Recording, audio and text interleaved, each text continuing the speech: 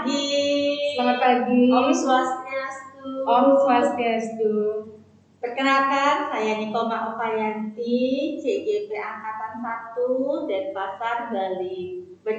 Tempat kerja di TK Bali Public School. Perkenalkan teman rekan sejawat saya, teman coaching saya hari ini.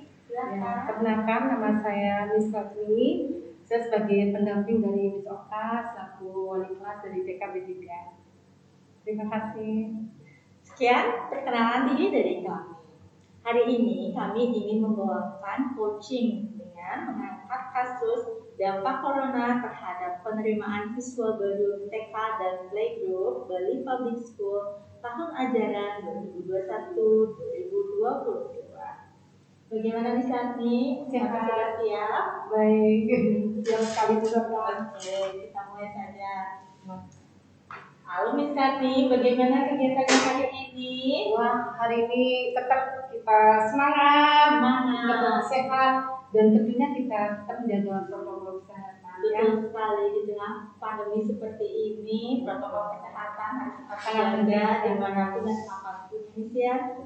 Nah, Miss Sarni sudah dengar info tentang jumlah penerimaan siswa baru kita untuk tahun ajaran 2021-2022 misalnya? Nah, itu misalkan yang perlu kita obrolin ini ya. Jadi untuk penerimaan siswa baru di sekolah kita untuk tahun ajaran 2021-2022. Jadi saya melihat sudah sangat kurang sekali ya kalau dibandingkan dengan keadaan di tahun sebelum pandemi. Jadi masih sangat kurang melihat dari jumlah teman-teman kita di sini ya. Kalau lihat dari rasionya masih sangat-sangat dan hasil penerimaannya belum maksimal. Kalau untuk permasalahan tersebut, kira-kira pembahasan kita ini akan mengarah kemana dulu ya bisa? Iya. Kita akan ngobrolin tentang bagaimana ya cara kita untuk mendapatkan murid sebanyak mungkin misalkan ya supaya nanti tahun ajaran 2021-2022 ini bisa semangat dan tetap seperti yang dulu ya. Ya, harapan kedepannya dari kegiatan kita ngobrol ini adalah penerimaan siswa baru ya lebih bagus lagi ya Miss ya, walaupun terdampak paling tidak bisa menyeimbangkan antara rasio guru tadi dengan rasio anaknya mungkin bisa ya. Nah, kira-kira dari permasalahan penerimaan siswa baru yang belum mencapai target, kira-kira kendala yang ditimbulkan terhadap permasalahan itu apa saja yang bisa kendala permasalahan itu? Betul sekali. Sudah pasti bukan hanya sekolah kita aja yang terdampak seperti Indonesia. Mungkin di Bali, di Indonesia bahkan di seluruh dunia pun punya permasalahan yang sama ya.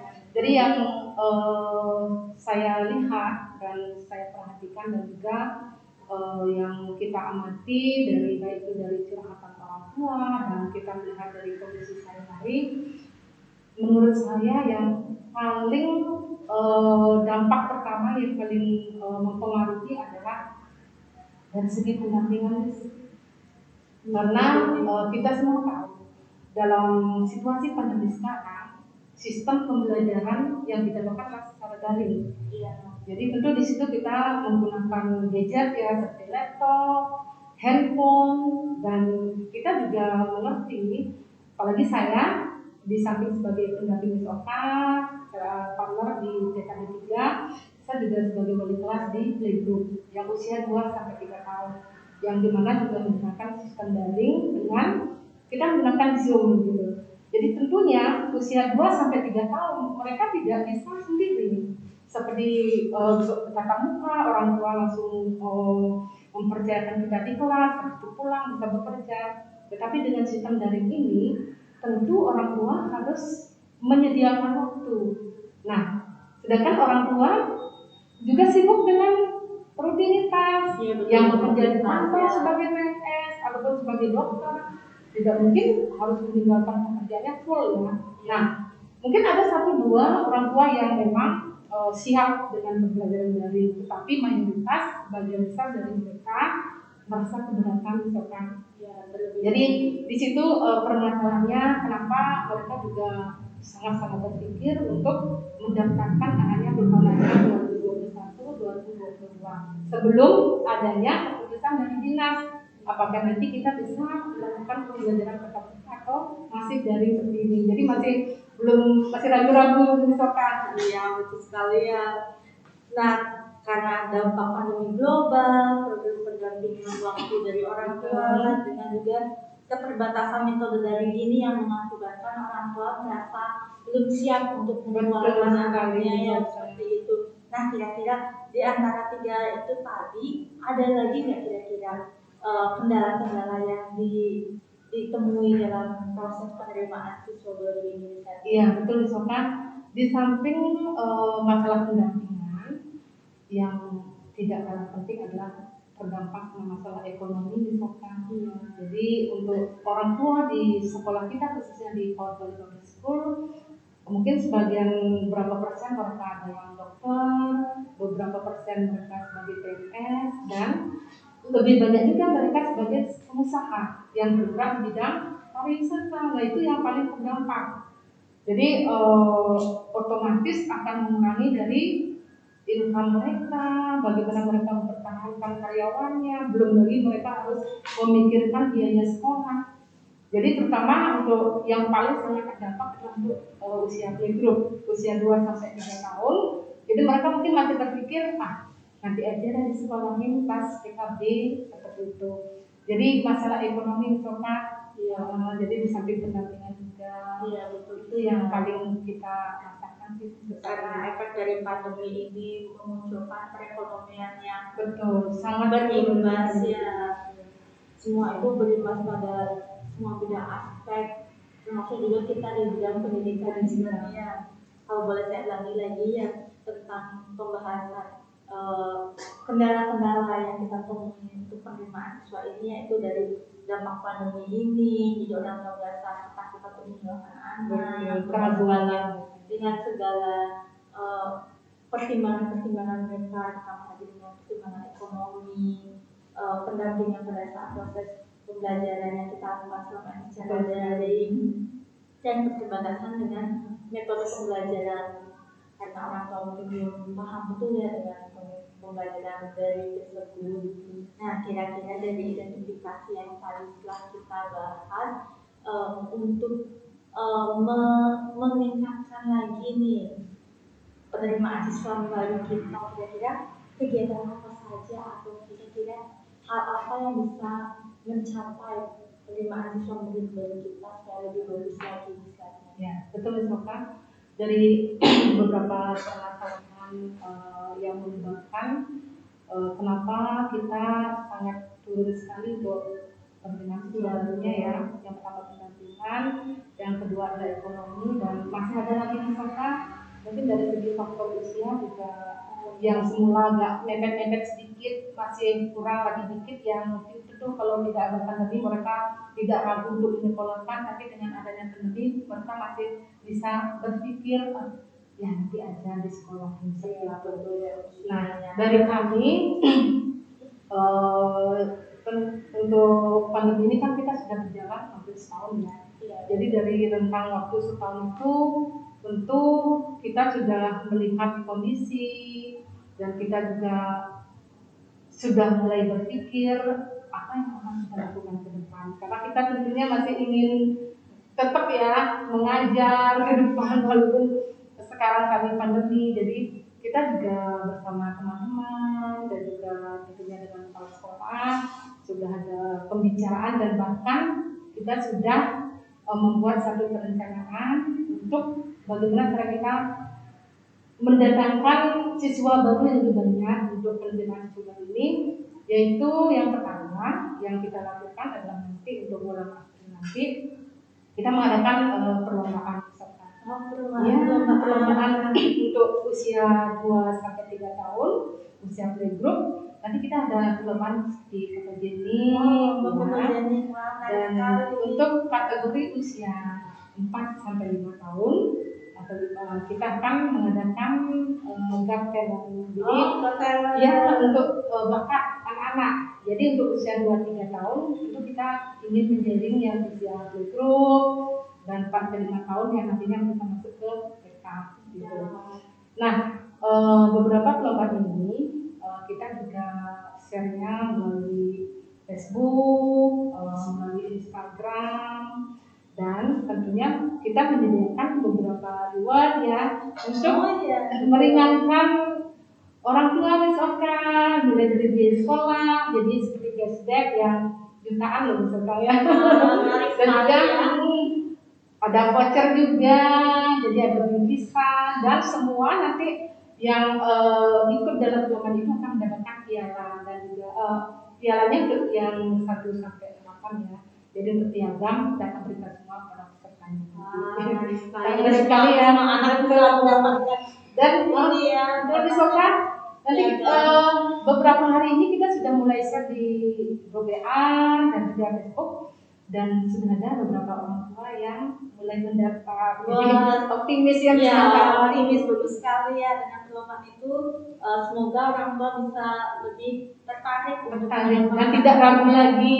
Iya betul. Nah, dari perlombaan tadi misalnya disebutkan menarik sekali, ada photogenic, got talent. Ini kira-kira untuk umum kah atau bagaimana ya? Iya, ini kita persilakan untuk umum yang mungkin sekarang di pasar atau mungkin di luar juga silakan, dan kita sangat terbuka sekali asalkan sesuai dengan kriteria yang kita sampaikan kepada mereka dan mereka berminat, dan kita sangat welcome. Dan mudah-mudahan dengan adanya ini ya, dengan adanya aplikasi ini orang tua menjadi diringankan walaupun tidak full ya, tidak bisa lah rewardnya itu juga anak-anak bisa tersalurkan bakatnya misalkan. Itu yang paling penting, menyalurkan bakat dan minat anak. Betul misalnya.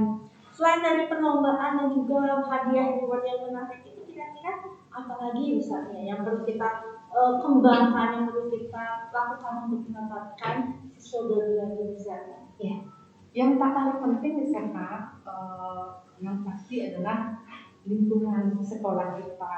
Nah, dari mulai lingkungan kelas, jadi selama pandemi ini beberapa waktu di samping kita membuat perencanaan untuk kita pembelajaran daring, kita juga selalu menyempatkan waktu untuk membuat seperti art and craft, hiasan-hiasan kelas, gimana orang tua mungkin ada hal yang penting dilakukan kunjungan ke sekolah tapi sempat nengok kelasnya, wah kelasnya sudah lebih cantik lagi.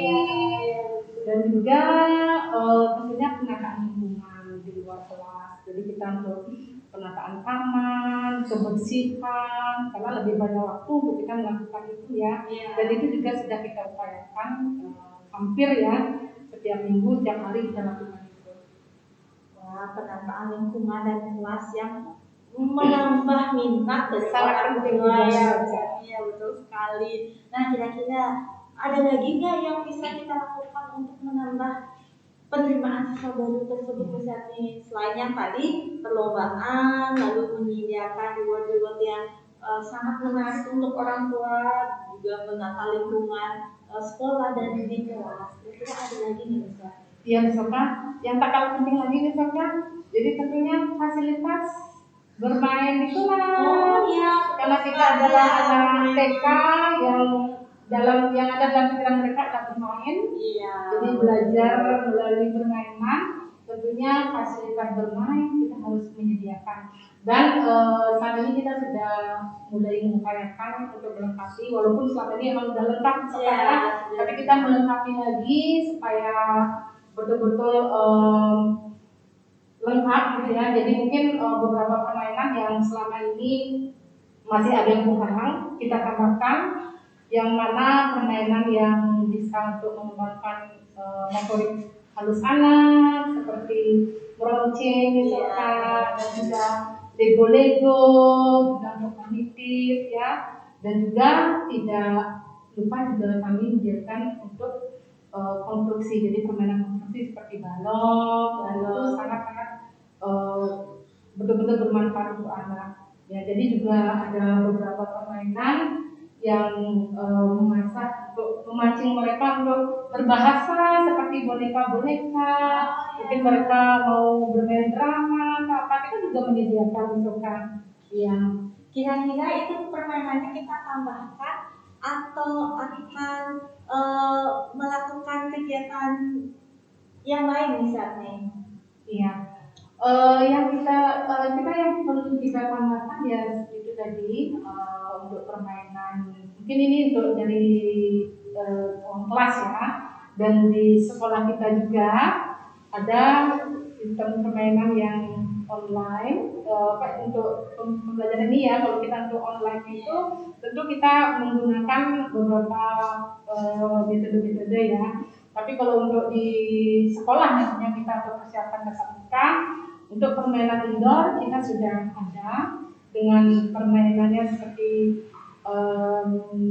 permainan bola, mandi bola, dan juga ada trampolin ya, dan juga prosotan, itu untuk yang indoor. Memang untuk di sekolah kita karena kita satu atap dengan SD misalkan, jadi kadang-kadang untuk permainan seperti memanjat, prosotan itu kita tempatkan di luar. Nah, tapi malah digunakan juga untuk oleh kakak kelasnya ini. Sampai sempat dulu ada karena mungkin kekurangan perhatian dari mereka, walaupun kita sudah ada pengawasan, nah itu sangat berbahaya untuk anak-anak. Dan maka dari itu kita tempatkan ada satu ruang khusus ya, yang dimana di situ khusus untuk permainan outdoor. Oh ya, menarik sekali tentang kegiatan tersebut ini ya.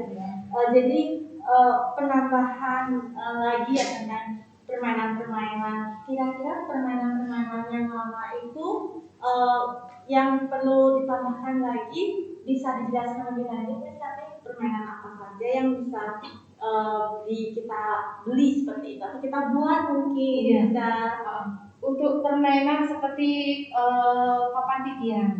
Jadi kita juga sudah membuatnya lebih banyak lagi untuk keseimbangan, dan juga ada permainan panjat ya. Jadi untuk melatih untuk kekuatan otot mereka di mana usia PAUD memang sedang berkembangnya ya. Dan juga permainan keseimbangan tadi, papan titian, dan juga beberapa permainan yang memang membutuhkan untuk fisik motorik kasar mereka. Itu sebenarnya banyak sekali ya permainan-permainan yang bisa menstimulasi anak ya. Nah, selain kegiatan yang tadi, kira-kira ada nggak hal yang bisa kita lakukan kembali untuk mencapai target kita mendapatkan murid yang lebih baik? Iya. Tentunya di samping dengan cara kita tadi beberapa kita mengadakan perlombaan, baik itu melalui media sosial, Instagram, Facebook, dengan mengadakan Got Talent ya, dengan beberapa kategori yang 2 sampai 3 tahun dan 4 sampai 5 tahun. Dan tentunya kita juga sudah melakukan beberapa upaya di bola ini misalkan ya. Jadi seperti misalkan untuk playgroup yang usia 2-3 tahun, tentunya dia punya adik ya, yang mungkin nanti untuk tahun ajaran ke depan sudah usia playgroup lagi, atau yang playgroup usia 2-3 tahun punya kakak yang sebelumnya mereka mungkin sekolah di tempat lain aja, tapi kita berusaha untuk melakukan pendekatan pada orang tua dengan cara langsung kita melakukan ya pendekatan ke orang tua gitu. Menarik sekali ya jemput bola itu ya, melakukan pendekatan langsung pada orang tua ya. Pendekatan secara langsung. Pendekatan individual secara langsung pada orang tua. Wah, banyak sekali ya ternyata kegiatan yang bisa kita lakukan untuk mendapatkan murid yang banyak ya.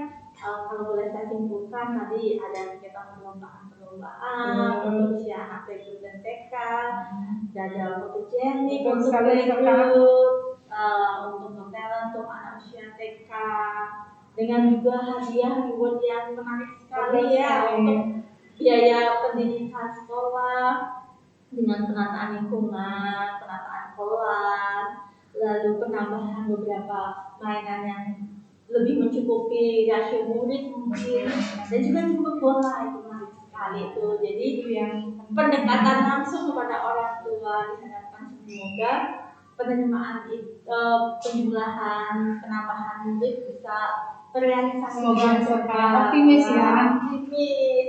Nah, kira-kira untuk mengkaitkan dan menguatkan kegiatan yang telah direncanakan, kira-kira kita membutuhkan siapa saja misalnya untuk lebih mengoptimalkan proses tersebut. Tentu kita tidak bisa melakukannya sendiri supaya betul. Dari ide dari kita punya rencana itu dalam waktu itu tidak bisa.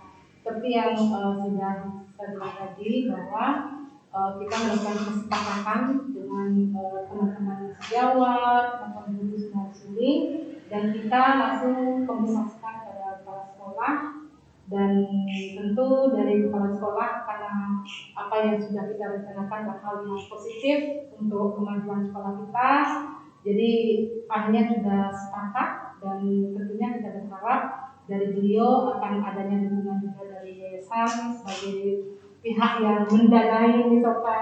Dan tentu jangan lupa Misoka, kita juga perlu adanya pelibatan dari orang tua, jadi kerjasama dari orang tua, dari stakeholder atau pihak terkait yang memang bisa kita ajak untuk kerjasama demi perkembangan sekolah kita. Dan dalam hal penerimaan siswa baru untuk ajaran 2021 dan 2022 nanti besok. Bagus sekali ya yang sudah dilibatkan untuk memajukan. Betul sekali, kerjasama itu penting besok. Ya, kalau tidak ada kerjasama yang mendukung akan membutuhkan proses dan waktu yang lebih untuk melakukan itu. Ada kelas sekolah, yayasan, stakeholder, dengan sejawat dan orang tua yang mendukung sekali dengan kegiatan perencanaan yang telah dibuat. Semoga bisa terrealisasikan dengan cepat. Terima kasih doanya. Doa kita bersama.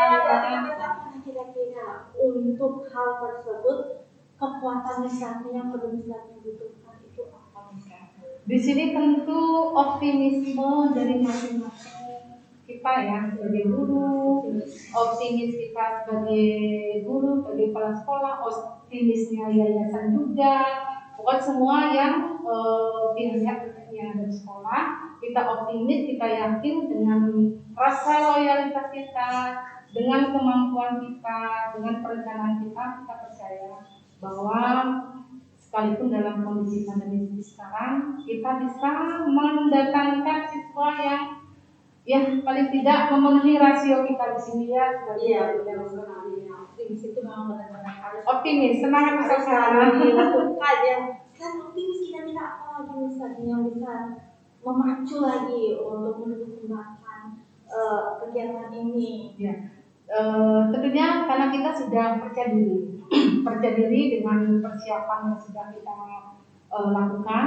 Seandainya pun nanti misalkan tahun ajaran depan kita masih sistem daring misalkan, kita yakinkan orang tua bahwa kita sudah siap dengan beberapa teknologi yang tentunya kita harus belajar banyak, dan kita membuat pembelajaran dari ini menarik dengan mereka melihat dari layar komputer, layar pad atau handphone, tapi kita bisa menyuguhkan materi kegiatan bermain yang menarik dengan beberapa aplikasi, dan juga kita harus tentunya kita sudah banyak belajar dan harus banyak belajar lagi. Jadi optimisme, percaya diri beserta ya, dan tentunya kita juga yakin ya akan mendatangkan hasil yang baik sekali untuk perjalanan. Sekali ya, terima kasih. Kira-kira untuk hal tersebut perlu dukungan dari siapa misalnya untuk meningkatkan optimisme, meningkatkan rasa percaya diri dan bisa tersebut, kira-kira perlu dukungan siapa misalnya? Yang pertama paling penting itu kita tumbuhkan itu dari diri sendiri dulu. Ya, diri sendiri dulu ya. Setelah itu kalau kita sudah semangat, itu akan menular pada orang lain. Jadi semangat itu tentunya kita punya rekan sejawat, setiap hari kita punya teman-teman, kita selalu sharing, kita selalu berbagi apa kekurangan kita, apa yang kita perlukan. Mungkin satu hal yang tidak ada pada diri kita bisa dapatkan pada teman sejawat kita. Intinya kita saling belajar, mau belajar, optimis, percaya diri, mau belajar, membuka diri kita, dan mau menerima hal-hal yang baru. Sekali ada banyak hal yang saya pelajari dari Bisati hari ini. Terima kasih, sama-sama juga banyak belajar dari misalkan sebagai guru penggerak ini sudah menularkan semangatnya pada teman-teman kita semua sini ya. Semangat misalnya, terima kasih banyak. Terima kasih. Ya, ada optimis jadi yang paling penting itu menularkan hal positif kepada semua orang. Dari sekali itu misalnya dari kegiatan ngobrol-ngobrol kita dari tadi ini, apa yang bisa dirasakan berbeda misalnya dari awal perbedaannya akhir gitu. Saya merasa jadi lebih optimis ini misalkan, merasa optimis, merasa lebih percaya diri dan yakin dengan kegiatan-kegiatan positif yang akan kita lakukan. Tentunya kalau kita sudah melakukan hal yang positif, hasilnya akan positif misalkan. Lebih semangat lagi ya. Terima kasih juga sudah kita bisa saling sharing ya. Saling menguatkan ya. Menarik sekali kegiatan pembahasan kita hari ini. Semoga bisa mengeluarkan hal positif yang lainnya juga yang lainnya. CNA misalkan positif mental attitude. Baiklah, terima kasih atas waktunya karena sudah mendampingi kami dalam melihat perkembangan coaching kami. Saya Nikola Fayati bersama saya. Terima kasih banyak atas kegiatannya, terima kasih banyak atas waktunya. Saya tutup dengan Prama Santi, Santi. Terima kasih. Terima kasih.